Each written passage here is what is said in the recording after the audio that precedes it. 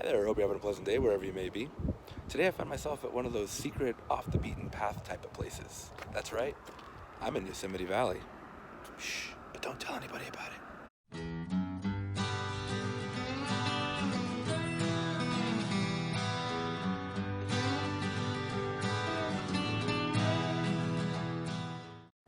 Yosemite Valley is a part of Yosemite National Park, which is within the Sierra Nevada mountain range.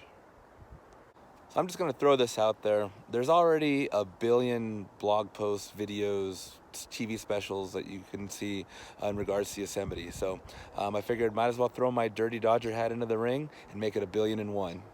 With that said, whenever anybody talks about visiting Yosemite, more than likely they're talking about the valley. The park does extend much further.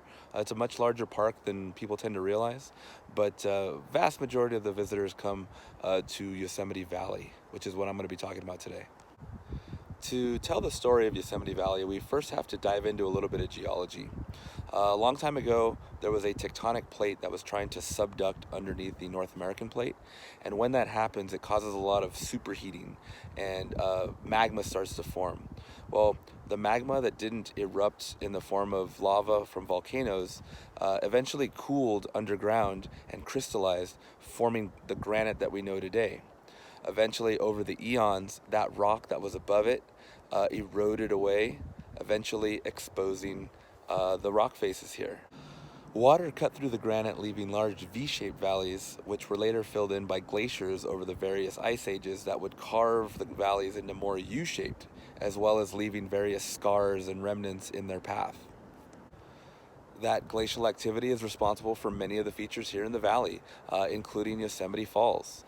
That's coming from what's known as a hanging valley, which there once was a tributary glacier that kind of fed into the main glacier, and as they receded, you kind of left this cliff that now water falls over. Now, Yosemite Falls is the 5th tallest waterfall in the world, measuring about 2,400 feet. The main drop is about 1,400 feet. Then there's about 600 feet of cascades, and then there's like a 300-foot final lower Yosemite Falls. Really gorgeous. Unfortunately, it's kind of winter time right now, so it's not very full. In the spring is really when you come. Another great example of a waterfall from a hanging valley is Bridal Veil Falls, or as the Native Americans refer to as Pohono, which stands for puffing wind.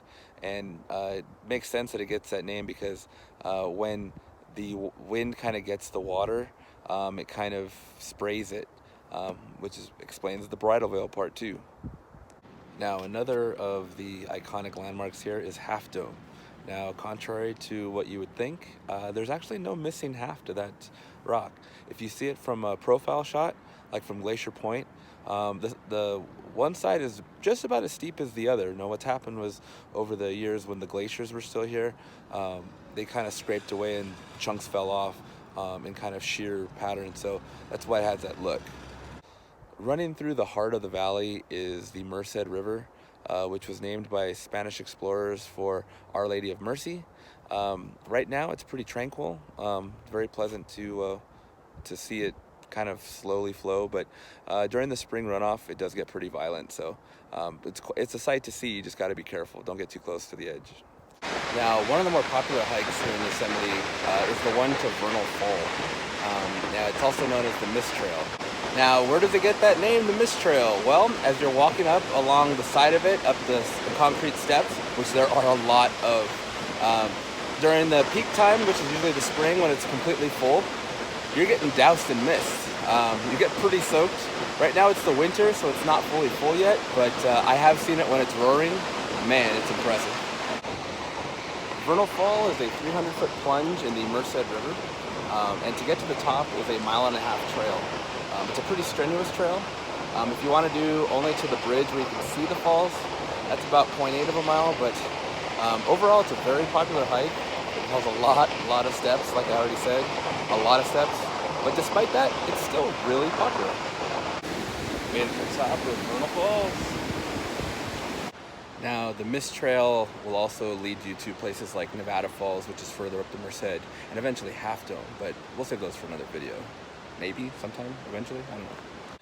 Then, of course, there's El Capitan, This 3,000-foot monolith of sheer granite is one of the largest in the world and has been able to withstand the onslaught from glaciers and erosion over the millennia. This is also a favorite for rock climbers all the world over. It was first scaled in 1958, and just a few years ago, Alex Honnold climbed all the way to the top without the assistance of any ropes or anything. It's featured in the movie Free Solo. It's an awesome movie. El Capitan, Yosemite Valley, they're almost like characters in the movie. Really showcases how gorgeous this place is. Not to mention, pretty amazing feat. It's believed that humans have lived here in the valley for upwards of 8,000 years, and the early inhabitants referred to the valley as Awani, and they referred to themselves as the Awanichi. And like most settlements, various tribes over the years have called this valley home. Most recently, the valley has been inhabited by the Miwok tribe, and over by the visitor center, there's actually kind of a recreated Indian village that has various structures, including umachas, which kind of look like teepees. Unfortunately, like most stories that involve Native Americans, this one doesn't end particularly well. In the late 1840s, when the gold rush started, miners came in and disrupted everything. The Native Americans would tend to raid trading posts and things like that as sort of retaliation. And in retaliation back, the state approved the Mariposa Battalion in 1851 to come in and try to get rid of the Native Americans. In that process, they stumbled upon Yosemite Valley, and that was the first time that a non-Native American had set eyes on this beautiful place. Once that happened, the floodgates were opened to the European settlers. They came in, kind of took over. Sure, they offered jobs and things like that to the Native Americans, and that worked for a little while, till eventually it just didn't, and most of them left. So it wasn't entirely bad after that. Because of the increased exposure and visitation that followed, in 1864, in the middle of the Civil War, mind you, President Abraham Lincoln declared this land for public use. Now, it wasn't the first national park per se, because California was a state that granted the protection to them, but it laid the groundwork for the national park system, at least in thought, in theory. So take that, Yellowstone. Now, it would be damn near criminal to talk about Yosemite and not at least mention the naturalist John Muir, whose love for the Sierra Nevada, and Yosemite in particular, culminated with a camping trip with then President Theodore Roosevelt, who he convinced to place under the control of the federal government, ultimately leading to its inclusion in the national park system. Now, in all the big national parks, there tends to be a sort of signature lodge, and for Yosemite, that would be the Awani. It was built in 1927, and despite what kind of the exterior looks like, you would expect like big timbers and things on the inside. No, the decor on the inside, it's not what you'd expect, but not in a bad way. It's really beautiful in there. As a matter of fact, it might even look familiar. Now, for those with a keen eye, you might recognize the interiors from a little movie called The Shining.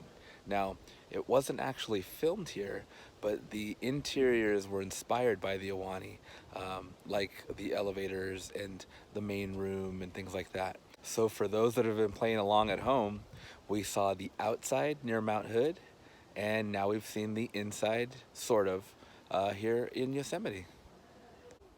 To get to the valley, the two main ways are through either Mariposa or through Oakhurst, and both of them are about an hour away. There's lodging, there's things to eat there. They're both fully functional towns for visiting here. If you decide to come in from the Mariposa side, there's sort of a rock arch that you drive through that's kind of cool. But if you decide to go the Oakhurst route, you enter the park and then you drive for about half an hour or so through wooded areas, and then you approach a tunnel, and just before you see the tunnel you get a little taste of the valley. But then you enter the tunnel, you drive for a ways, and then bam, you get the postcard view of Yosemite. I mean, nothing beats tunnel view. Tunnel view is a very popular vista, very popular photo op, and there's a reason for it. It is gorgeous. Getting around Yosemite, you can either drive and park wherever you want, but it tends to get pretty crowded here. So your best bet is probably finding a spot to park near a shuttle stop and just rely on the shuttle. It gets you to most of the main spots, and they're pretty frequent. I mean, simply put, Yosemite is definitely one of those places that no matter which way you turn your head, you're gonna see something beautiful. It's just absolutely stunning here. There's a reason why it's one of the most popular parks in the national park system. Even though it's crowded, fight the crowds, come see it. Everyone's got to see it at least once. Right now it's winter time, so it hasn't been too crowded, but because of the fire fall, which actually was not very good this year, there were a lot of people. Well, that does it for this one. Thanks for joining me on this trip to Yosemite Valley. I know there's lots of other resources to learn about Yosemite, but I figured, hey, let me make one of my own. As always, this is not an exhaustive list of places to see or things to do in the valley or the national park in general. There's so much more to the park. But hope you had a good time. Hope you learned a little something. And if you haven't been here, hope it encourages you to come on down. With that said, I guess I'll see you on the next one. So the reason I'm in Yosemite is I was hoping for a shot at seeing the firefall. Fortunately, there's not a lot of water in the fall, so all of us here, I think we all kind of know we're gonna get skunked, but hey, we had to try, right? The next day, the lighting was much better, but there just wasn't enough water. The volunteer working there said, hey, you didn't see a home run, but you saw like a double. I guess I'll have to take it.